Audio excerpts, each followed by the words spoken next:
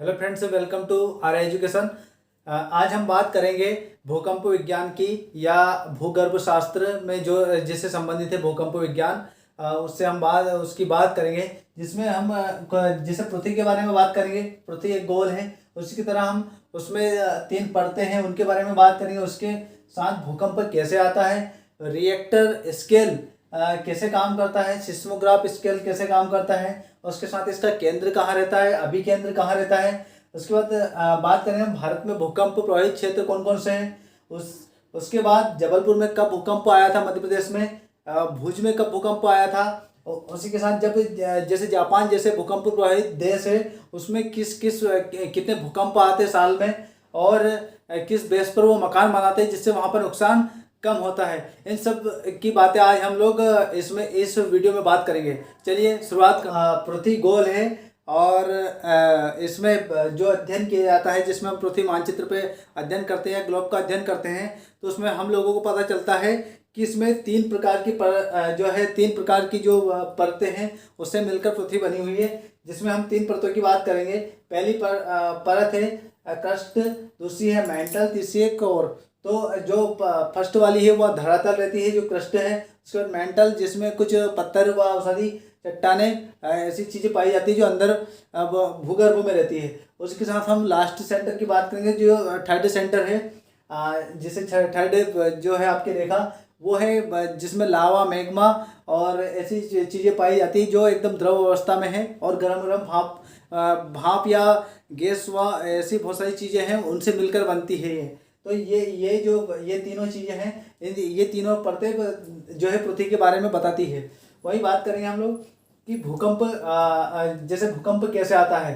तो इसमें भूकंप में आपको पता चलेगा कि जैसे भूकंप इस वाली जगह पर आया है पृथ्वी के अंदर, जैसे भूकंप किसी सेंटर पर आया है, तो आप देख सकते हो कि सेंटर कहाँ है, और सेंटर से इस तरीके से ये वलय निकल रहे हैं, जैसे रिंग वाइज रिंग निकल रहे हैं, और चारों तरफ, मतलब चारों तरफ नहीं, सभी दिशाओं में यह वलय चलते रहते हैं। यहाँ पर भूकंप आता है जिस जगह पर, उसको हम अधि केंद्र कहते हैं, जिसे ईपी सेंटर कहते हैं। और जिस जगह से स्टार्ट हुआ है, जहाँ से प्लेटें खसकी हुई है, जिस जगह से कंपन स्टार्ट हुआ है, उस जगह को हम सेंटर पॉइंट बोलेंगे। और जो धरातल पर जो पॉइंट रहेगा, जहाँ पर जो सेंटर पॉइंट के ऊपर जो ऊपर धरातल पर पॉइंट रहेगा, उसे हम ईपी सेंटर या अधि केंद्र पॉइंट बोलेंगे।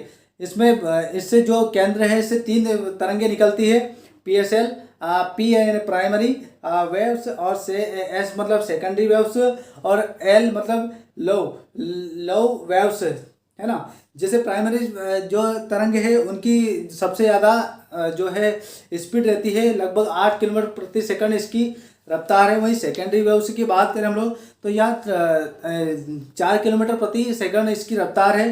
देखिए दोस्तों, यहाँ जो तीनों तरंगे हैं, ये लगभग तीनों माध्यमों से गुजरती है, जिसमें सबसे ज़्यादा जो तीनों माध्यम से गुजरती है उसमें प्राइमरी जो है वेव्स, ये सबसे पहले पहुंचती है। उसके बाद सेकेंडरी वेव्स रहती है, ये थोड़ा धीमा रहती है, लेकिन ये ठोस तक सीमित रहती है। उसके बाद लेव्स तरंगे रहती है, ये ठोस और जो द्रव माध्यम ना ही गैस माध्यम से जा सकती है, इसलिए यहाँ सिर्फ धरातल पर पहुँचती है। और जब ये धरातल पर पहुँचती है, इसकी स्पीड लगभग 1.5 किलोमीटर से 3 किलोमीटर प्रति सेकंड रहती है।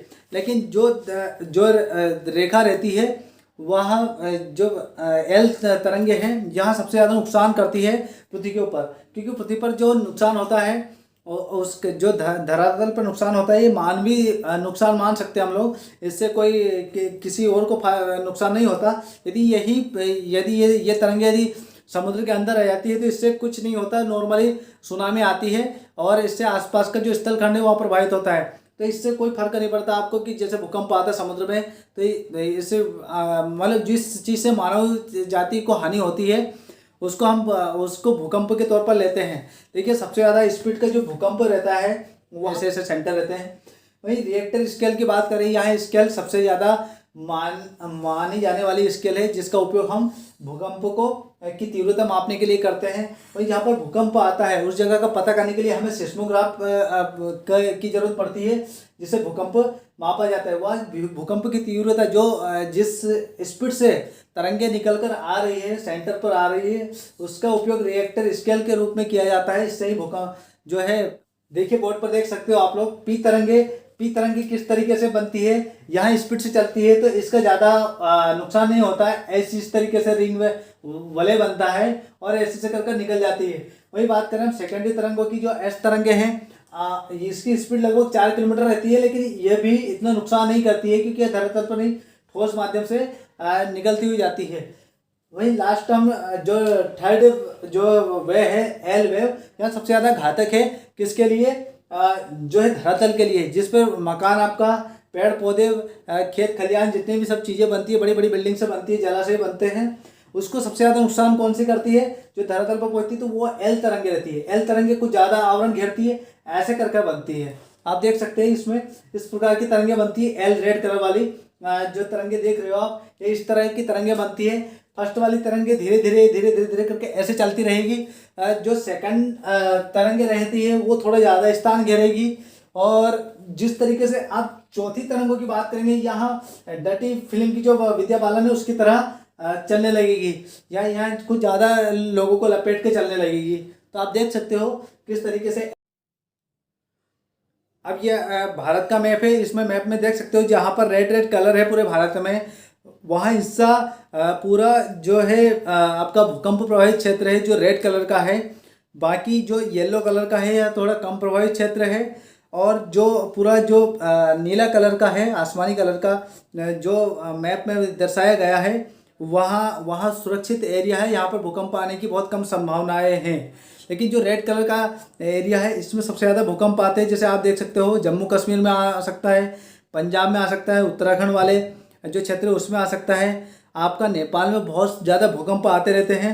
वहीं जैसे आपका ये पूर्वोत्तरी 7 सिस्टर राज्य है, असम, अरुणाचल प्रदेश, मेघालय और जो है आपका त्रिपुरा वगैरह, जितने भी आपके पश्चिम बंगाल तक जो एरिया आता है आपका, उसमें सबसे ज़्यादा भूकंप आते हैं। अब ये भूकंप यहाँ पर क्यों आते हैं? या तो हिमालय वाला क्षेत्र है। तो देखिए, हिमालय एक नवीनतम पर्वत है और इसका जो है निर्माण अभी और भी दिनों दिन बढ़ता रहता है। लगभग सन 2000 के पहले जब इसको मापा गया था तो इसकी ऊंचाई 8848 मीटर मापी गई थी। लेकिन अभी जो वर्तमान में जो आप देख रहे हो, जो जो मापा जा रहा है, तो इसकी ऊंचाई लगभग 8850 मीटर यहाँ ऊंचा है। तो लगभग 20 सालों में लगभग 2 सेंटीमीटर बढ़ चुका है। तो ऐसे ही अब भूकंप नवीनतम पर्वत है, विश्व का सबसे नवीनतम पर्वत है और इसी में ही सबसे ज़्यादा भूकंप आना शुरुआत होती है। क्योंकि आप देखते होंगे कि जब कोई सा भी क्षेत्र रहता है, आपके शरीर का कोई सा भी अंग है, उसमें में आप देख रहे होंगे कि जैसे आपका कोई सा मजबूत अंग है, जैसे आपकी भुजाएं हैं, और इस पर तो कम प्रहार होगा। यही आपके सिर में कोई मार दिया जाए या ऐसा कुछ हो जाए जिससे कि आपकी आंखें खराब हो जाएगी, या ये कमज़ोर वाला इलाका है, आप इस पर प्रहार करोगे। जैसे मार्शल आर्ट्स में हम लोगों को सिखाया जाता है कि आप इस वाले कमज़ोर वाले इलाके में आप पे वार किए जाए तो आपको काफ़ी नुकसान होगा। ऐसा ही इसका है भूकंप का कि यहाँ जो है नवीनतम वाले भाग पर ज़्यादा प्रहार करता है और इस पर रहने वाले जो जितने भी प्राणी हैं उनको नुकसान होता है। में आप देख रहे होंगे कि जो भुज वाला इलाका है गुजरात का, इसमें जो सन 2001 जो 26 जनवरी 2001 के दिन जब हमारा राष्ट्रीय ध्वज फहरा रहे थे, उस टाइम पर ही लगभग 8:46 पर मॉर्निंग में भूकंप आया था। तो ये वाला भूकंप वो इतना भयंकर था कि लगभग इसमें 13,000 लोगों की मौत हो गई और लगभग 40,000 घर ध्वस्त हो गए थे। इसमें पाकिस्तान वाला क्षेत्र भी बहुत ज़्यादा प्रभावित हुआ था, पाकिस्तान देश का। वहीं भारत देश भी इस पर बहुत ज़्यादा प्रभावित हुआ था, इससे कई जनधन की हानि हुई थी।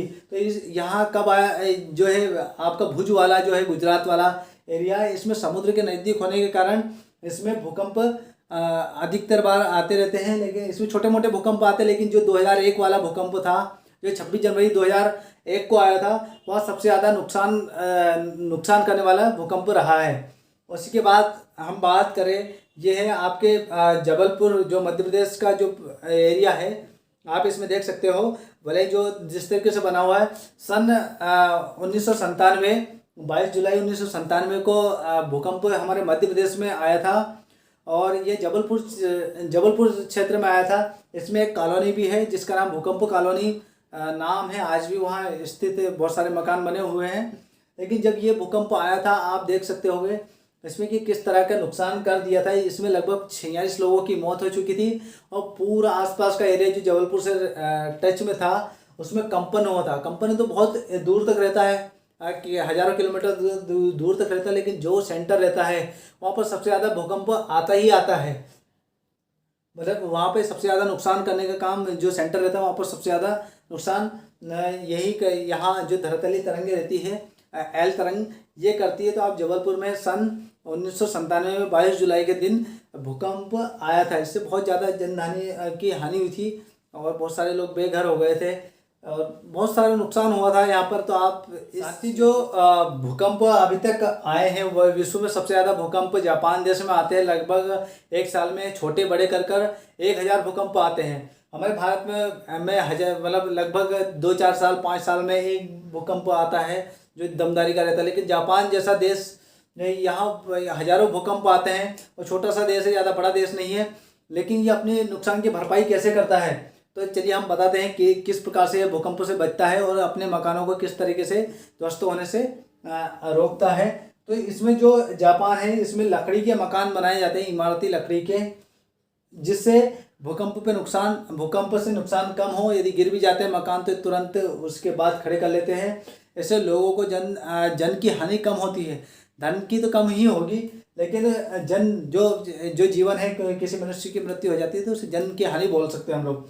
उसी के बाद बात करें हम लोग, जो गद्देदार सिलेंडर रहते हैं, गद्देदार जो सिलेंडर रहते हैं, उनके ऊपर ये मकान अपना खड़ा कर लेते हैं। उसी के बनाते हैं जो भूकंप प्रभावित क्षेत्र है वहाँ पर। तो ये अच्छे से, जब भी कभी भी भूकंप आने की आपको संभावना लगे तो इसमें आपको पता चल जाएगा। कभी कभी जानवर रहते हैं जो आपकी ध्वनि सुन लेते हैं, जैसे चमगादड़, यहाँ जो ध्वनि है, जैसे कुत्ते हैं, सियार है, यह अधिकतर जानवर से जो है जो ध्वनि को सुन लेते हैं। 20,000 मेगाहर्ट्ज़ जो हर्ट्ज़ के अंदर जो चलती है ध्वनि, उनको सुन लेते हैं। जैसे चमगादड़ की आंखें नहीं रहती है, वो हवा में मतलब ऐसे चलती रहती है, लेकिन ध्वनि के टकराने के कारण वो अपना रास्ता चुन लेती है। वैसे ही बहुत और भी जानवर रहते हैं जो ध्वनि को सुन लेते हैं। इससे पता चल जाता है उन लोगों को। तो इससे तो हम लोगों को ज़्यादा पता, जैसे उन लोगों को पता चल जाता है, लेकिन हम लोग फील कर सकते हैं कि जानवर किस तरीके से इंडिकेट कर रहे हैं, किस तरफ से इंडिकेट कर रहे हैं। उसी के साथ हम सावधानी की बात करेंगे। तो सावधानी में आप जब भी आपको लगे कि भूकंप आना है और आप घर के अंदर हो, तो आपको घर के एक कोने में जहाँ पर बीम बना हुआ है, मजबूत बीम, वहाँ पर चले जाना है। जब भी बिल्डिंग से गिरेगी तो आप इस इमेज में देख सकते हो कि बिल्डिंग से कैसे तिरछी जो है बनी हुई है, और ऐसे ही गिरती है बिल्डिंगें। कोई एकदम से ध्वस्त नहीं हो जाती। जैसे किसी घर में रॉकेट लॉन्च कर दिया जाता है, इसे फेंक दिया जाता है तो तुरंत ध्वस्त हो जाता है, वहीं का वहीं गिर जाता नहीं। बिल्डिंग जब भी गिरेगी आसपास के एरिया को लेकर गिरेंगी, एक दूसरे से टकराती है और कभी भी वहीं की वहीं नहीं गिरती। इसलिए आप एक कोने में सुरक्षित रह सकते हैं, ठीक है। और दूसरी बात की ज़्यादा भगदड़ नहीं होना चाहिए इस चीज़ के लिए। तो आपको इन सब चीज़ों की सावधानियों के बारे में समझना चाहिए। रोड पर भूकंप आता है इतना कुछ नहीं है, पेड़ों की कभी भी सहायता नहीं लेनी चाहिए। भूकंप आता है तब ये भी गिर सकते हैं। मकानों के पास भी नहीं जाना चाहिए। जितना हो सके सुरक्षित जगहों पर रहो, एक जगह पर रहो, और लगे तो कंपन होगा तो आपको पता ही चल जाएगा। वैसे भी इतनी स्पीड से आते हैं भूकंप कि इसका पता करना बहुत ही मुश्किल हो जाता है। रिक्टर स्केल भी लगाना बहुत मुश्किल हो जाता है इस चीज़ के लिए। कभी कभी इतनी जल्दी हम लोगों भी, वैज्ञानिक भी पता नहीं कर पाते कि यहाँ पर भूकंप आएगा। नहीं तो सावधानी बरती जा सकती है। तो दोस्तों, शायद आपको मेरा वीडियो अच्छा लगा होगा, और अधिक जानकारी के लिए यह तो सही है, हम इसके साथ और वीडियो ज्वालामुखी से संबंधित और भी अधिकतर जो ज्योग्राफी से संबंधित है, हम आपके लिए वीडियो लेकर आते रहेंगे। आपको मेरे द्वारा दी गई जानकारी शायद अच्छी लगी होगी, इसलिए लाइक, शेयर एंड सब्सक्राइब जरूर करिएगा। तब तक के लिए जय हिंद।